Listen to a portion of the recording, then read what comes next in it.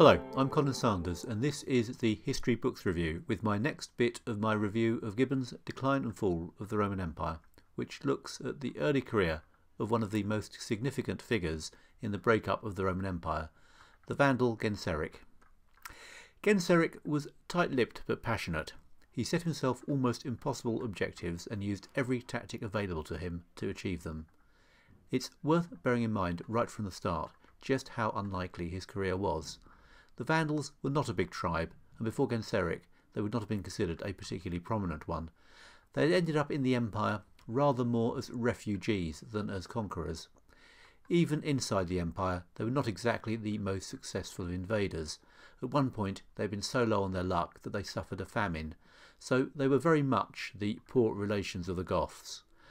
At the point they enter our story they were in southern Spain, where they were getting on rather badly with the neighbouring tribes. Nonetheless, Genseric clearly had ambition, and when invited by the Roman general Boniface in Carthage to lend a hand in an internal dispute, he took Boniface's invitation as an opportunity to seize the largest and most fertile Roman province. The grain from Africa fed Rome and its army. This was a huge strategic opportunity for anyone hostile to the empire, though in the case of the recently hungry Vandals, the idea of simply getting hold of a regular food supply might have been just as powerful a motivator.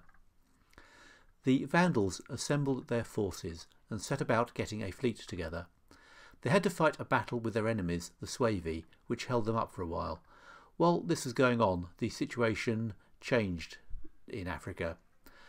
Boniface realised he had been stitched up by Aetius, and he now tried to undo his invitation to the Vandals. Genseric found himself all dressed up, but with nowhere to plunder. He had little to lose. His Vandals were a relatively puny group that were near the bottom of the pecking order in Spain. The entire tribe, including women and children and some Alan allies, only amounted to some 80,000, hardly enough to take on an empire with a population in the millions. He resolved to proceed anyway, and to find what allies he could along all the way. The tribesmen from the other side of the border were amenable, but more useful were the breakaway Christian group, the Donatists. They were continuing their long-standing argument with the church hierarchy, which dated back to the time of the Emperor Decius.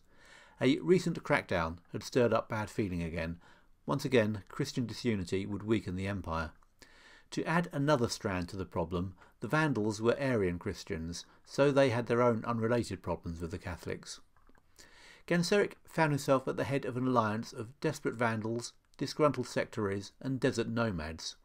It must have been a nightmare of a management challenge, but Genseric proved himself up to the job. His management style was savagery, and it proved effective. The Vandals have of course become synonymous with mindless destruction. The phrase synonymous with is often a cliché, but this one has actually made it into the dictionary. There is no doubt that Genseric was a violent and ruthless man, even by the standards of a violent and ruthless age, but much of the destruction of church property in this early stage of his career was probably down to his Donatist allies, for whom this was the first opportunity they had had to take revenge on their Catholic persecutors. The internal problems of the empire gave Genseric the chance he needed to get established in Africa, but it was far from easy going, even with his enemies in disarray. The Vandals laid siege to Hippo, and confronted with city walls, they quickly became bogged down. The city could be supplied from the sea, as the Vandals did not have a fleet, so they were stuck. St. Augustine was famously the bishop of Hippo, and was in the city during the siege. In fact, he died 13 months into it. He was probably not too concerned about the Vandals as he lay on his deathbed. They were the ones who were beginning to starve. It looked like their audacious bid for power was going to end in failure. Boniface and some troops from the Eastern Empire arrived intending to put an end to the Vandal problem, but in a pitched battle the desperate barbarians won, and won convincingly. Losses were so high that there was plenty of spare space in the transport ships to evacuate civilians from Hippo to Rome. It was a humiliating reverse of fortunes. Rather surprisingly, Boniface got a reasonable reception from Placidia on his return to Rome. He was even given a medal. Placidia was now siding with Boniface in his struggle with Aetius. This personal grudge had turned into a public problem, with Aetius marching into Italy with his army. Boniface rose to the challenge and a full-scale battle ensued. Boniface won the battle but lost his life. One account has it that he was killed by Aetius himself, which sounds a bit unlikely. Another odd detail is that he offered his wife to the victor.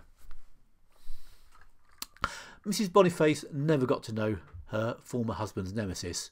Aetius was exiled for his bad behaviour and fled to stay with the Huns, so the Romans lost the abilities and expertise of their best two generals in a single battle. Meanwhile, Genseric continued to improve his position in Africa. He occupied Hippo. He wasn't simply an ignorant barbarian, though, and was quite capable of using diplomacy when it suited him. He negotiated a peace treaty with Valentinian, involving a pledge of marriage between his son and the daughter of Valentinian. He even handed his son over as a hostage. Genseric wasn't mellowing. His position was in truth not a particularly strong one. The religious controversy between the Donatists and the Catholics might have helped him in conquering Africa, but it was a problem to him once he had seized it. His solution was to impose Arianism. He was prepared to tolerate Catholics, but he made sure all his officers were Arian. He also had to watch his back from rivals inside the royal family.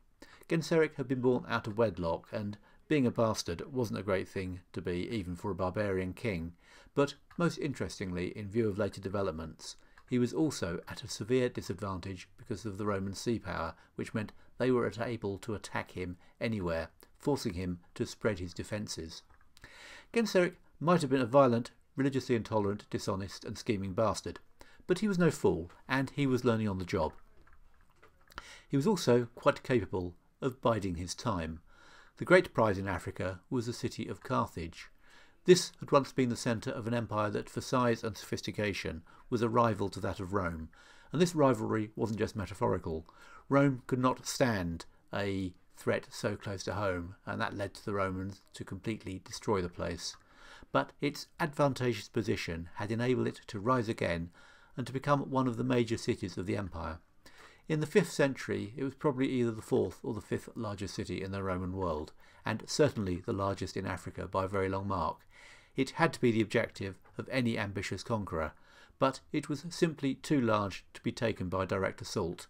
But 8 years after capturing Hippo, Genseric's Vandals captured Carthage. How they did it hasn't been recorded. One story is that all the inhabitants were enjoying a particularly good show at the Hippodrome. This is completely nonsensical, of course. Even avid sports fans can be distracted if an army of Vandals shows up. But it must have been some kind of subterfuge, because Genseric also got hold of a fleet in the process. This was to make all the difference. But for now, he was able to send his wealthy new subjects in Carthage the most outrageous tax bill in history. He demanded 100% of their wealth. Thanks for your attention so far. Next time we'll be exploring the exploits of the most remarkable man from this period of history, the formidable Attila. I hope you can join me for that. In the meantime, thanks for listening.